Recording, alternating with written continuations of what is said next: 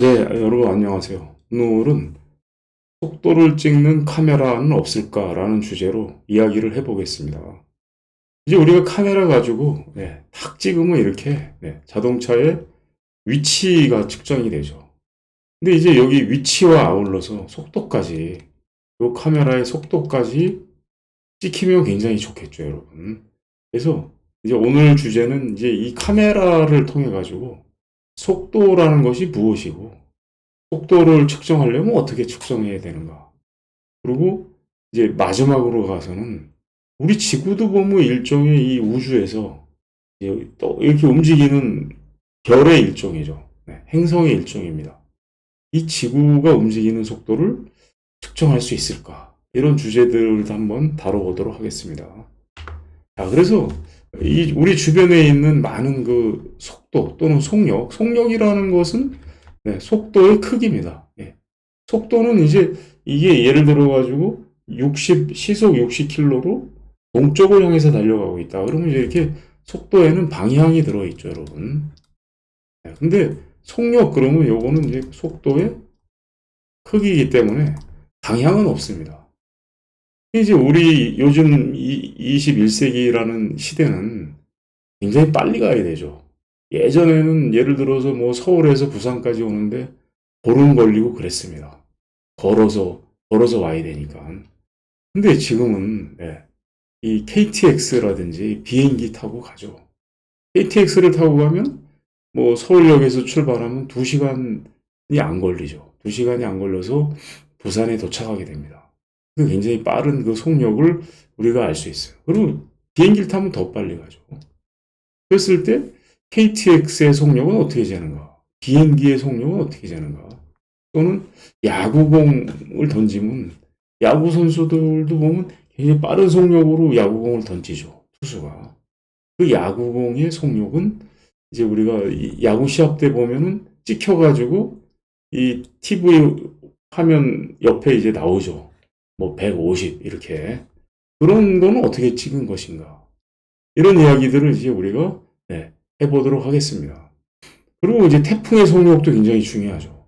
태풍이 속력이 빠르면 굉장히 위력이 크기 때문에 우리에게 많은 피해를 주죠.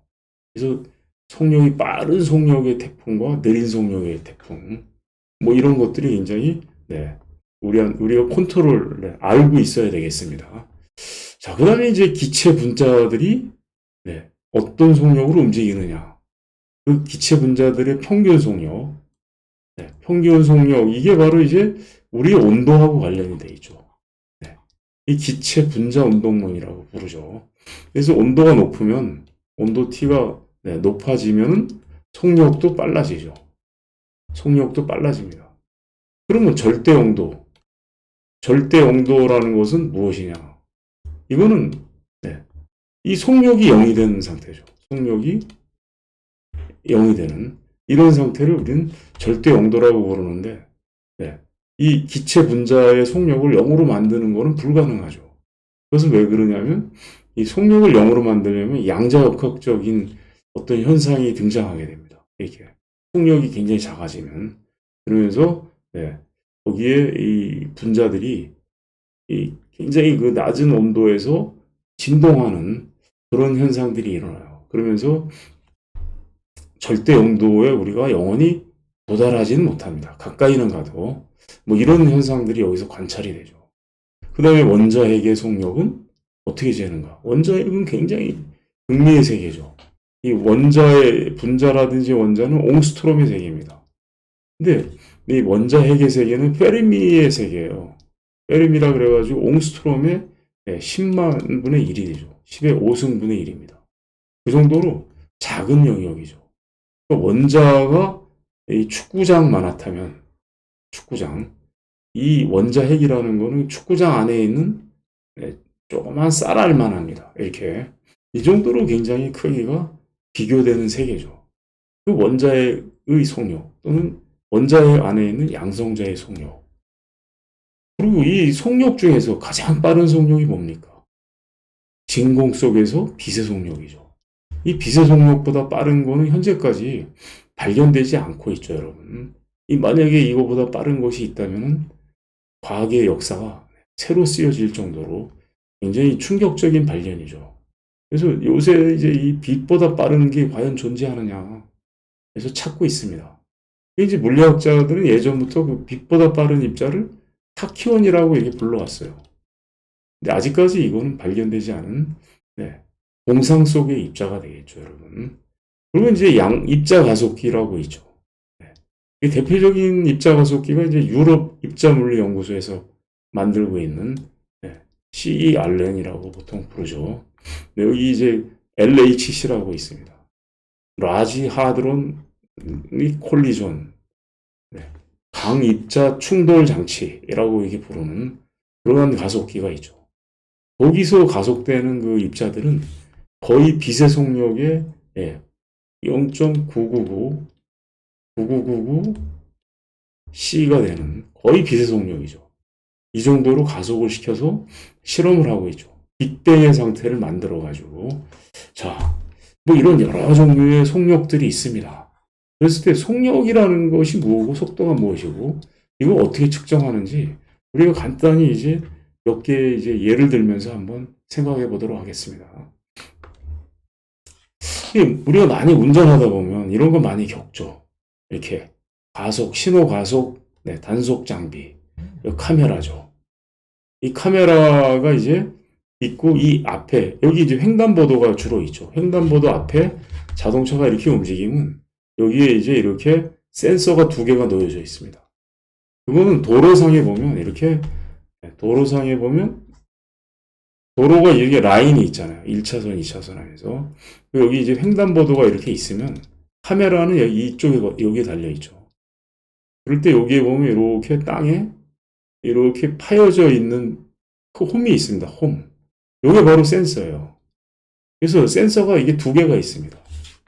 이 센서와 이 센서 사이의 거리를 L이라고 하고 자동차가 이렇게 지나가게 되면 여기를 지나가는 시간과 여기를 지나가는 시간을 측정하게 됩니다. 그래서 그 지나가는 데 걸린 시간 델타 T를 알아낼 수 있죠. 그러면 속도라고 하는 것은 이 거리를 시간으로 나눠준 그런 단위가 되겠습니다. 그게 바로 속도예요. 그래서 우리는 이거를 평균 속력이라고 보통 부르죠. 평균 속도 또는 평균 속도. 속도라고 할 때는 방향도 함께 이야기하는 겁니다. 그리고 이제 보통 평균 속력 그러게 되면 방향은 떼버리고 그냥 시간분의 움직인 거리를 가지고 정의하죠. 자, 요게 이제 단속 카메라입니다. 그래가지고 뭐 여기 60이다. 그럼 이제 시속이죠. 이건 시속 60km/h. 이걸 시속이라고 보통 부르죠. 이거를 넘어가게 되면 이 카메라가 착 찍는 거죠. 물론 이제 여러분들 이 카메라에 찍히고 안 찍히고 하는 그런 자세한 내용들은 뭐 다른 사람들이 써놓은 글들을 참고하면 되겠습니다. 저는 여기서 이제 중요한 이 속도의 정의, 평균 속도의 정의를 지금 설명하고 있는 거죠. 네. 자, 그러면 이 재밌는 게 뭐냐면 자동차 내부에 보게 되면은 이런 게 있어요. 스피도메터라 그래가지고 이 스피도메터는 이제 요거죠. 요게 스피도 속력계입니다. 속력계. 그래가지고 이게 바늘이 이제 예를 들면 여기를 가리킨다 그러면 이게 50인 거죠. 50 시속 50km. 근데 현재는 지금 0을 가리키니까 이거 제 차에 정지 상태에 있는 제 차를 지금 찍은 겁니다. 찍어서 정지해 있으니까 0이겠죠, 당연히. 그러면 이 속력은 어떤 속력이냐는 거죠. 이 속력은 이 자동차가 뭐 이렇게 두 군데를 지나가는데 걸린 그 시간과 거리를 재가지고 찍은 속력이 아니죠, 여러분. 그래서 이거는 바로 어떤 속력이냐면 그 순간 이 시간 있죠. 요 시간 여기를 지나가는 아까 센서가 있을 때 첫 번째 센서를 지나가는데 걸린 시간, 두 번째 센서를 지나가는데 의 시간, 그 시간의 간격을 델타 T라고 하는데 이건 T2-T1이죠. 이 델타 T를 0으로 보내는 그런 극한을 생각한 거예요. 극한을 생각하면은 이 속도 부위가 요게 이렇게 되겠죠. 델타 T분의 L인데 여기다가 리미트를 델타 T가 0으로 가는 극한을 취한 거죠. 이런 걸 이제 우리는 극한의 수학이라고 부르죠. 네.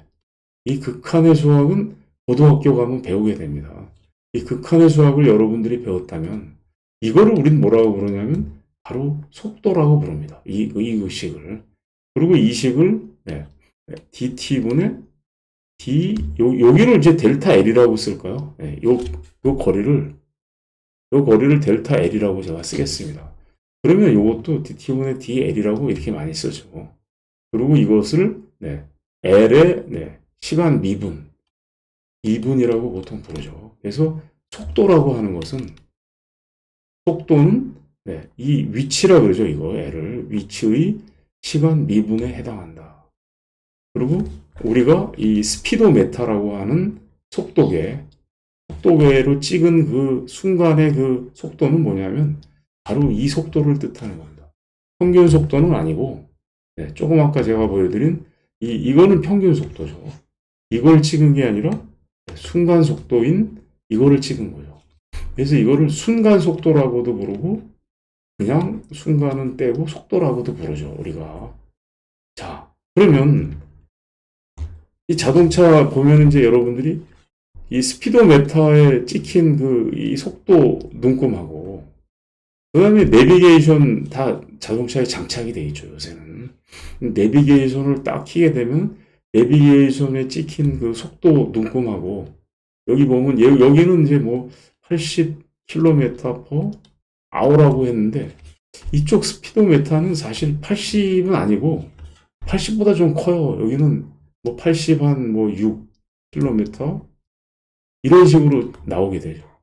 그래서 이게 왜 차이가 나느냐? 스피도메타하고 내비게이션하고는 왜 차이가 나고 어느 게 둘 중에 어느 게 더 정확한 것이냐? 이런 거에 대해서 한번 생각을 해보겠습니다. 이 스피도메타는 바퀴의 회전수를 측정하는 겁니다. 바퀴가 이렇게 회전하죠. 그럴 때 이게 1분에 몇 번 회전했느냐 이거를 측정해요. 그런 다음에 그 회전수에다가 바퀴의 이 반지름을 곱해가지고 움직인 거리를 찾아낼 수 있죠. 이게 바로 이제 스피도메타의 원리입니다. 간단한. 그럼 바퀴의 회전수는 어떻게 재는가? 어떻게 측정하는가는 옛날에 쓰이는 방법하고 최근에 쓰이는 방법이 많이 달라요. 최근에는 주로 이 자석의 홀 소자를 이용합니다. 이 홀 소자라고 하는 거는 이 소자가 있는데 여기에다가 자기장을 걸어주는 거예요. 이 소자에다가 자석을 이렇게 갖다 대가지고 이쪽에서 자석이 N극을 갖고 오게 되면 자기장이 N극에서 이렇게 나가죠. 그래가지고 이 자석이 걸리게 되면은 여기에 전류가 작게 흘러요. 전압이 작게 걸리게 됩니다. 전압이. 그리고 이 자석이 없으면 전압이 높게 걸려요. 그러면서 자석이 왔다가 갔다가 할 때마다 전압이 변화가 생기게 됩니다. 이 홀 소자가. 이걸 이용해가지고 이 회전하고 있는 축 앞에다가 이 자석 앞에 쇳덩어리를 여기다 쇠를 갖다 놓습니다. 이게 쇠라고 생각하고 이게 자석이에요. 여기 지금 자석이 있고 쇠가 있는 겁니다. 이렇게. 이 자석, 여기가 N극이고 쇠가 이렇게 가는데 이거 회전하는데 이게 쇠가 이 자석을 이렇게 막으면 홀 소자는 이쪽에 있습니다. 이렇게 막게 되면 자석이 차단되면서 전압이 높아지겠죠. 그러다가 이렇게 회전해서 이렇게 되면 전압이 어떻게 돼요? 낮아지죠. 낮아지고 다시 높아지고. 이게 회전하는데 이 축에 따라서 이렇게 회전하는데 이 부분이 되면은 전압이 높아지고 이 부분이 되면 전압이 낮아지고 이 부분이 되면 다시 막히면은 높아지고 이런 식으로 이제 이해가 되죠, 여러분. 이 원리는 이제 여러분들이 찾아보시면 될 것 같아요. 즉 자기장을 차단했다가 열어뒀다 하면서 톱니바퀴가 있는 거예요. 이 앞에. 이게 회전하면서 자기장을 열었다 닫았다 하면서 홀 전압이 올라갔다 내려갔다 이렇게 파형이 진동을 하게 돼요. 이 진동하는 개수를 카운트해가지고 이게 몇 바퀴 회전했는지 우리가 금방 잴 수 있습니다. 그러면 예를 들어서 10바퀴 회전했다. 1초에, 1분에. 그러면 이 한 바퀴의 이 바퀴의 반지름은 알려져 있죠. 네. 반지름이 뭐 16인치다 그러면 2파이 R 해가지고 알려져 있으니까 여기다 곱하기 10 하면 1분의 움직인 거리가 나오죠. 이런 거로 해서 우리가 속도를 알아낼 수 있습니다. 자, 근데 내비게이션은 어떤 거냐면 내비게이션 여기 지구가 있으면 지구 위에서 우리가 이렇게 움직이고 있죠. 여기 인공위성이 있는 거예요. 인공위성으로부터 적어도 4개의 인공위성에서 온 정보를 받아가지고 인공위성에서 온 그 정보에는 그 타임이 찍혀져 있습니다. 이 인공위성이 신호를 보내는데 그 신호에 거기 시간 몇 초에 이걸 발사했다는 타임이 찍혀져 있어요. 그러니까 여러분 여기 내비게이션이 받은 시간이 있겠죠. 이거를 받은 시간을 통해서 이 거리가 나오죠. 그리고 여기서도 시간을 찍어서 보내니까 받으면 거리가 나오죠. 이 인공위성 4개로부터의 거리를 통해 가지고 지구에서의 위치를 계산해낼 수 있죠, 여러분. 그렇게 하면 정확하게 위치가 나옵니다. 그 위치를 이용해 가지고 시간별로 또 몇 초 뒤에 또 한번 보내게 되면 위치가 또 바뀌겠죠. 그 움직인 거리를 시간으로 나눠서 우리가 속력을 계산할 수 있습니다. 이건 굉장히 정확한 거죠. 근데 이 경우에는 아무래도 이 회전수 카운트하는 것도 좀 오차가 있을 수 있고 이 바퀴가 닳게 되면 그 반지름도 변할 수 있죠. 그리고 공기압이 크다든지 또는 공기압이 작으면 눌려서 바퀴의 그 반지름도 변하죠. 그래서 요게 요 스피도메타로 측정한 거는 조금 이거랑 오차가 훨씬 크게 됩니다. 자, 이런 식으로 속도를 우리가 측정하게 돼요. 그러면 야구공의 경우는 야구공이 이렇게 날아가요. 야구공의 경우에는 어떻게 재느냐? 이거 야구공을 뭐 여기 회전하는 것도 아니죠. 야구공은 그냥 날아오는 거니까 이 경우에는 좀 더 이거랑 다른 원리를 또 사용해야 되죠. 그래서 어떤 원리를 사용하냐면은 도플러 효과라고 하는 걸 사용합니다. 도플러 효과는 두 종류가 있어요. 소리의 도플러 효과가 있고 빛의 도플러 효과가 있습니다. 주로 이제 소리를 많이 사용해요. 초음파 또는 빛의 경우 레이저를 많이 사용하겠죠. 그래서 이건 어떤 거냐면 여기 도플러 이 장치를 가지고 예를 들면 소리 초음파를 발사하는 겁니다. 그럼 초음파를 발사하면은 여기 날아가서 공에 맞고 되돌아오겠죠. 그럴 때 이 발사한 진동수를 F0라고 하고 여기 공에 맞고 돌아오는 진동수를 F1이라고 하면 이 공의 속도에 따라서 이 공이 속력 V에 따라서 이 F1이 변하게 됩니다. 이 F1은 V의 함수가 돼요. 그러니까 이 F0는 알고 있는 거죠. 발사할 때 그 진동수를 알고 있는 초음파를 발사하고 돌아오는 초음파의 진동수를 측정해가지고 이 두 개의 진동수의 차이를 이용해서 이 V를 계산해내는 거죠. 그렇게 되면 이 야구공의 속도를 또는 속력을 우리가 알아낼 수 있게 됩니다. 근데 이제 이 경우에는 무슨 문제가 생기냐면은 이 야구공이 움직이는 거에 정면에서 발사를 해야 돼요. 근데 이제 이 정면에서 발사하긴 참 어렵죠. 여기가 지금 투수고 이 사람이 이제 포수잖아요. 그러면 이 장비가 이 포수 바로 뒤에 있어야 됩니다. 근데 이 뒤에는 심판이 막고 있죠. 막고 있으니까 안 되니까 이 각도가 이런 데서 좀 이렇게 비스듬한 각도에서 측정을 해야 됩니다. 그렇게 되면 요 약간의 오차가 생기게 돼요. 어쩔 수 없는 기계적인. 어떻든 그래도 굉장히 정확하게 우리가 이 속도를 잴 수 있습니다. 그래서 야구공의 속도를 잴 때라든지 또는 이 자동차가 움직이는데 이동식 카메라가 있죠. 이동식 카메라로 이 속도를 재는 경우가 있어요. 그럴 때는 이제 주로 이제 레이저 같은 거를 이용한 도플러 효과로 이 자동차의 속력을 재는 거죠. 그래서 규정 속도를 오버했을 때 카메라가 착각하고 찍게 되겠습니다. 그러면 지금 이런 경우에 우리가 로켓의 속도는 어떻게 잴 수 있는가? 로켓이 움직이고 있어. 로켓이 우주 공간에서 로켓이 이 기체를 뿜으면서 이쪽 방향으로 날아가고 있는데 이 로켓 안에 있는 이 조종사가 로켓의 속력을 알고 싶어요. 여기에 이 로켓의 속력 부위가 무엇이냐? 그럴 때 어떤 방법으로 이걸 알아내느냐? 근데 이제 이걸 알아내려면 이 주변에 뭔가 속력을 측정하는 기준이 있어야 됩니다. 항상 속력은. 그 기준이 되는 게 별이죠.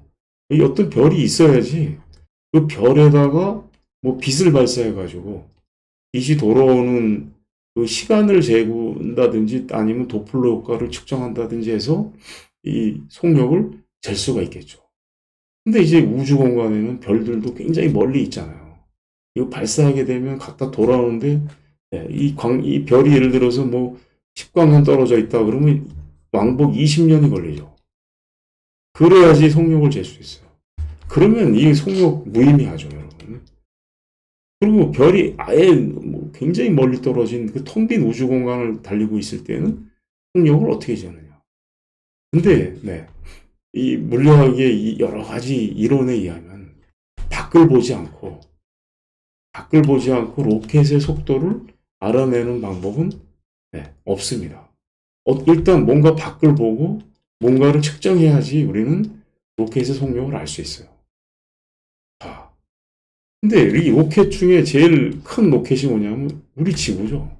우리 지구가 지금 어떻게 되고 있냐면 이 우주 속에서 움직이고 있잖아요. 이 태양을 중심으로 지구는 이렇게 타원 궤도를 그리면서 돌고 있죠. 물론 제가 좀 잘못 그렸지만 이렇게 거의 원에 가까운 타원 궤도죠. 근데 이 도는 속력이 초속 30km/s 초속이라 그러죠. 이걸 1초에 30km씩 지구가 움직이고 있습니다. 이거는 정말 굉장히 빠른 속력이죠. 우리 인간이 만든 그 로켓도 대략 이 속력보다 작죠, 대부분. 그러니까 굉장히 엄청난 속력으로 이 지구가 회전하고 있어요. 그러면 태양은 정지해 있느냐? 태양도 알고 보면 은하계 중심이 있죠.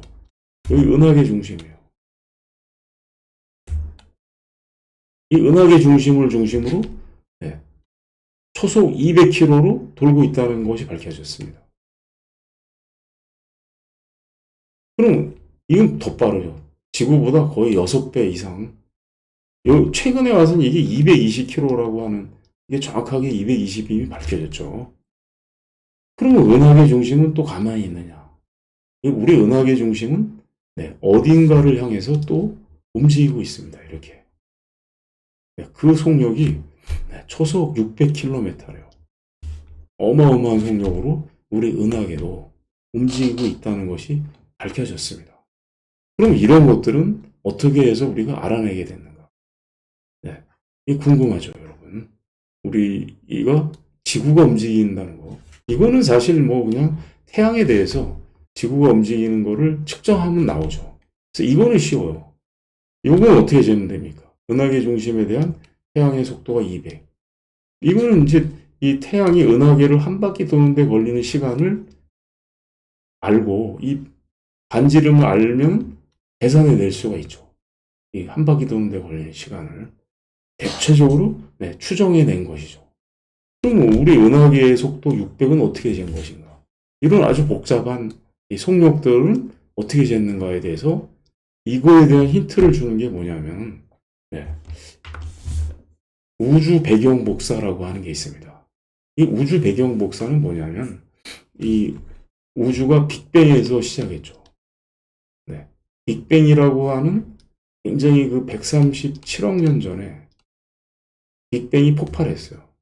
빅뱅이 이제 뭐 한 1초 뒤에 빅뱅의 크기가 대략 뭐 달걀알 정도 크기랍니다. 달걀. 그러면서 얘가 팽창을 하는데 어마어마한 크기로 팽창한 거죠. 그래서 30만 년, 30만 년 정도가 지나게 되면 어떤 일이 일어나게 되냐면 원자 핵이 이렇게 만들어지면서 원자가 생기게 됩니다. 원자가 생기면 원자 핵의 양성자들과 전자들이 결합을 하게 되죠. 이렇게. 그러면서 전하를 띤 입자들이 전하가 0인 상태로 이렇게 결합을 하게 돼요. 중성화가 됩니다. 중성화. 전하가 이렇게 다 서로 플러스 마이너스가 캔슬 돼가지고 0이 되는 이런 상태로 우주가 바뀌게 돼요. 이게 30만 년에 이렇게 이런 일이 일어납니다. 그러면은 이제 빛이라고 하는 것이 이 전하하고 상호작용하는데 중성화가 됐으니까 이 빛이 자유롭게 우주 공간으로 풀려나게 돼요. 그때 이제 풀려난 그 고온의 빛, 이 고온의 빛이 시간이 지나면서 이게 식습니다. 식는데 이게 잔재가 지금까지 남는 거예요. 남아가지고 이 우주 공간에 대략 2.7K, 켈빈이죠, 이건. 2.7 켈빈으로 식는다고 합니다, 현재. 그래서 우주 공간 어디를 향해도 이 검은색 우주의 그 온도가 2.7 켈빈이에요. 그러니까, 그리고 이게 흑체입니다, 흑체. 여러분, 흑체라는 건 뭔지 알죠? 검은 물체. 이 블랙바디는 어떤 특징을 갖고 있냐면, 온도에 맞춰서 여기에서 빛이 나와요. 전자기파가 나옵니다. 우리 몸도 지금 우리 몸이 36.5도죠. 5도씨. 그럼 우리 몸에 해당하는 전자기파가 나오죠. 네. 그 전자기파가 주로 보면 이제 적외선입니다. 적외선 영역이에요. 그래서 우리 몸에는 적외선을 방출하고 있죠. 이렇게. 여러분, 사람 옆에 가게 되면 그 열기가 느껴지잖아요. 이렇게 팔을 대면 상대방의 열기가 쫙 전달이 되어 옵니다. 그것은 왜 그러냐? 우리 몸에서 이 36.5도에 해당하는 전자기파를 방출하고 있기 때문에 그렇죠. 그래서 이 적외선 카메라를 가지고 우리 인체를 보게 되면 빛이 나오는 게 보이죠. 환하게 이렇게 빛을 방출하고 있는 모습이 보이게 됩니다. 그리고 이 검은 우주 공간도 2.7K의 온도를 갖고 있기 때문에 물론 이거는 굉장히 차가운 온도죠. 차가운 온도지만 이 온도에 해당하는 전자기파를 방출하게 됩니다. 그 전자기파를 지구에서 측정할 수가 있죠. 그래서 그걸 측정해 보면 굉장히 재밌는 게 이쪽이 이제 사자자리예요. 사자자리 부분은 좀 높아요. 온도가 높게 나옵니다. 그러니까 2.7 켈빈보다 아주 조금 높습니다. 한 100분의 1 정도. 그리고 이쪽 반대편, 사자자리하고 반대편을 이루고 있는 이 부분은 어디가 되냐면 물병자리입니다. 물병자리. 이 물병자리 쪽은 온도가 낮아요. 이게 왜 그런가? 이 우주 배경 복사가 굉장히 그 등방적인데 아이소트로픽합니다. 아이소트로픽한데 이 사자자리 부분은 다른 데보다 조금 높고 물병자리 부분은 온도가 조금 낮습니다. 그런 거를 우리가 이렇게 보면 관찰할 수가 있어요. 그 이유가 바로 뭐냐면 지구, 우리 태양계가 이 사자자리 쪽을 향해서 움직이고 있기 때문에 그렇습니다. 이렇게 움직이게 되면 도플러 효과에 의해서 도플러 효과 때문에 이 움직이는 방향 쪽으로는 청색 이동을 하게 됩니다. 청색 이동, 블루 시프트라 그러죠. 블루 시프트를 하고 이쪽은 멀어지죠. 멀어지는 방향으로는 적색 이동을 하게 돼요. 레드 시프트. 그래서 이 청색 이동과 레드 시프트의 그 효과를 측정하게 되면 이 지구가 태양계가 우주 배경 복사에 대해서 이 배경 복사에 대해서 얼마만한 속도로 움직이고 있는지 측정해낼 수가 있어요. 이게 이제 1967년인가에 이 우주 배경 복사가 관찰이 됩니다. 빅뱅을 연구하던 사람들이 이런 게 있을 거라고 했는데 이게 막상 발견되고 나서 굉장히 놀란 거죠. 정말 이런 현상이 관찰이 됐고 그 현상으로 이 태양계가 움직이는 속도가 이 우주 배경 복사 CMB라고 합니다. 코스믹 마이크로스코픽 백그라운드. 우주 마이크로웨이브입니다. 쏘리. 코스믹 마이크로웨이브 백그라운드예요. 우주 마이크로웨이브 배경 복사, 레디에이션 해가지고 CMBR이라고도 불러요. 이렇게 간단하게 CMB라고 많이 부릅니다. 그래서 이 CMB를 굉장히 정교하게 연구하면 우리 태양계가 CMB에 대해서 어떻게 움직이는지, 지구가 공전하는 효과, 지구의 자전 효과, 그 다음에 은하계가 움직이는 효과, 이런 것들을 전부 여기서 우리가 추정해낼 수가 있어요. 그 정도로 이 우주 배경 복사는 굉장히 중요합니다. 그리고 이제 이 우주 배경 복사에서 이 태양계에 움직이는 이 효과를 제거하고 나면 우주 배경 복사가 완벽하게 아이소트로픽하게 나옵니다. 네. 이 우주 배경 복사에 대해서 여기 조금 이제 자세하게 쓴 거죠. 이 우주 배경 복사는 이제 빅뱅에 의해서 주장된 겁니다. 빅뱅에서 주장된 거고 7.35cm 초단파 잡음으로 발견이 됐고 300GHz에서 그 에너지 밀도가 피크가 돼요. 그리고 이제 1964년도에 펜지아스와 윌슨에 의해서 발견됐죠. 처음에 이걸 발견했을 때 이제 이분들이 전파 망원경 그러니까 레이더죠, 일종의 레이저를 연구하고 있었는데 이상한 잡음이 도저히 없앨 수 없는 잡음이 발견된 거예요. 그래서 이 잡음이 무엇이냐, 출처가 무엇인가 추적하다가 드디어 이 빅뱅 연구하는 그런 사람들하고 만나면서 이 원인이 밝혀진 거죠. 그리고 이제 1989년도에 이 대기권에 의한 영향이 크기 때문에 그 당시에는 이게 3.2 켈빈으로 발견이 됐어요. 이제 이 인공위성을 대기권 밖에다 띄워가지고 이 온도를 아주 정교하게 측정했습니다. 그랬더니 2.728 대략 2.7 켈빈이죠. 이러한 아주 완벽한 등방적인 복사인데 아주 작은 30 마이크로 켈빈 정도의 비등방성이 여기에서 발견이 됐습니다. 물론 제가 말한 태양계의 운동을 제거하고 났을 때에도 또 발견된 거예요. 이 비등방성이. 그래가지고 이 비등방성은 사실 이제 우주론의 은하의 씨앗이라고 부릅니다. 이게 없으면 은하가 형성이 되지 않고 이 우주가 균일하게 그냥 이 원자들이 퍼져 있는 상태가 돼요. 근데 이 비등방성이 발견되면서 이 은하들이 일종의 뭉친 거죠. 뭉치는 부분이 생겨가지고 그 씨앗을 중심으로 뭉치면서 은하로 발전하게 됩니다.